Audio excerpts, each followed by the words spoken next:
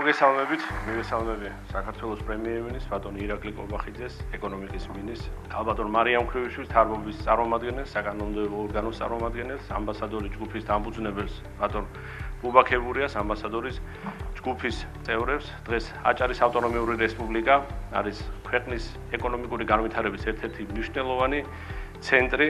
ამისი ნათელი მაგალითია სწორედ ამბასადორის ხელოვნური კუნძულის პროექტი, რომელიც რეგიონის განვითარებისთვის ძალიან მნიშვნელოვანი ინვესტიციაა.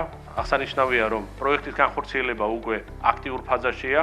შავი ზღვის სანაპიროზე შეიქმნება თანამედროვე მაღალი სტანდარტების მულტიფუნქციური ცენტრი, რომელიც გააერთიანებს საცხოვრებელი, კომერციული და მოსასვენებელ სივრცეებს.